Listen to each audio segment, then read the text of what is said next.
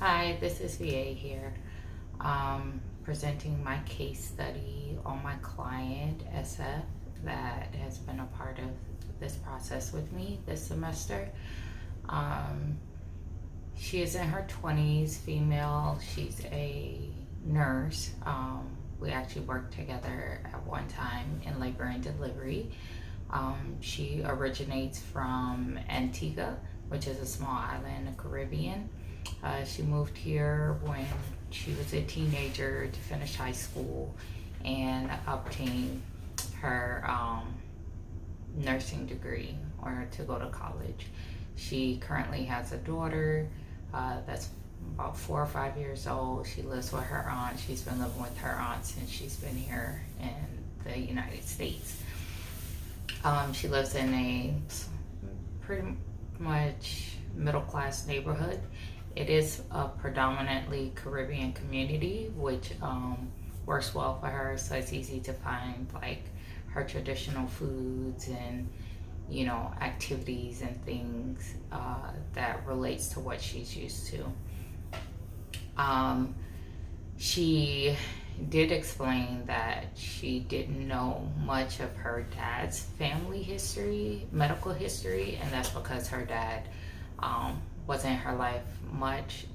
She knows him, he just wasn't in her life much, so she doesn't know too much medical history about his side of the family.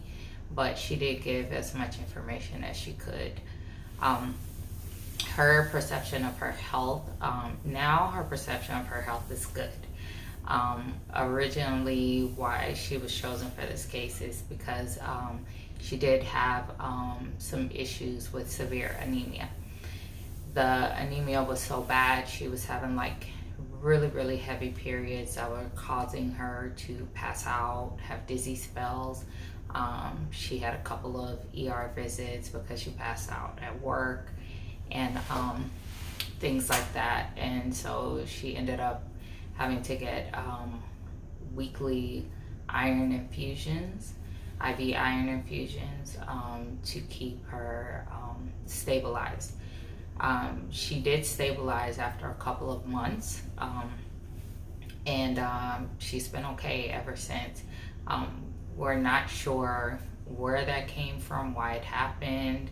They didn't diagnose her with any fibroids or anything like that, which, with her being an African American female, which is a common illness that African American women suffer from. But she came out clear and everything has been okay since then. But she did change her career because of everything that was going on.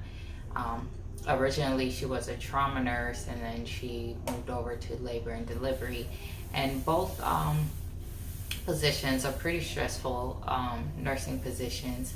And, the added stress and things like that kind of took a toll on it. And since she's switched over to a more calmer environment, she currently works in an assisted living facility as a director. She says her stress level is much better. She hasn't had any of the issues with the heavy bleeding and the severe anemia ever since. So it kind of worked out for her. Now that's most of her medical history. Her family history on her maternal side, which is mainly of women. She has one or two uncles, but all the women have had issues with hypertension, type 2 diabetes. Her grandmother passed away of a stroke, and her mom had asthma as a kid.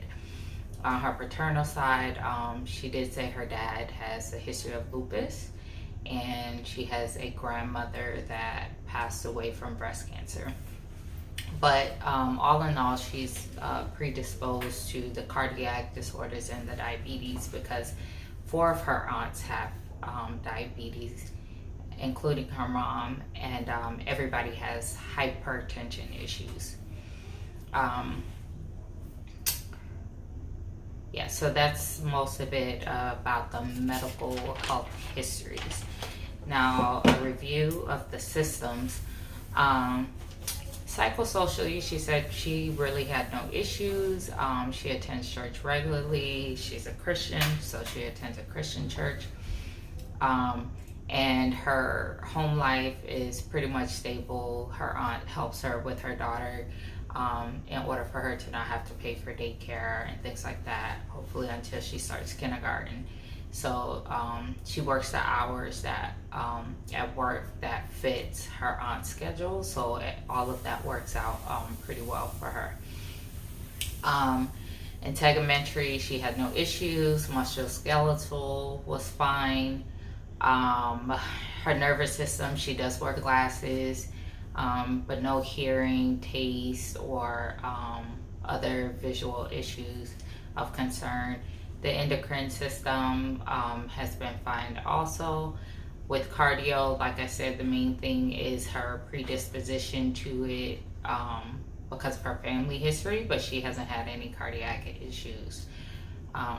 Lymphatic system, she says she watches for that because she knows her dad did have lupus, but she hasn't been diagnosed with anything. Respiratory system, nothing there. Immunologic system, nothing there either, which could also be the lupus that her dad has. Now GI/GU, she doesn't have any GI issues, any stomach issues or anything like that, but with GU, of course, the issues she was having with the heavy periods and severe anemia that caused her to be hospitalized several times. So the main systems that had anything significant were the nervous system because she wears glasses, and then the GU because of the heavy periods. Now, social determinants of health. Well, of course, her health history, the cardiac disorders in her family, especially on her mother's side. And because she's African American, that already predisposes her to these conditions because there's a high prevalence of it in the African American community. She did migrate from a Caribbean island, which is Antigua, which is a small poor island in the Caribbean. Her mom still lives there, but she lives here. Her work environment. One of the things I did write about in one of my papers is within the Caribbean community, becoming a nurse is seen as a how do I say? It's like a way of life, and it's a status thing. So most people in the Caribbean either go into the medical field or they go into like the business field. And that shows like it's a class or a status thing. So a lot of them strive to become nurses. So which she did, which was the plan when she was sent over from the islands to live here in the U.S. and which she did. But at the same time, you know, she says after her illness and things like that, she started rethinking things and realizing like status isn't a big thing to her. Like she works to survive and that's it. No more of the stressful life just to be, you know, have this or that as far as finances and like a big home and fancy car. She doesn't care about that anymore.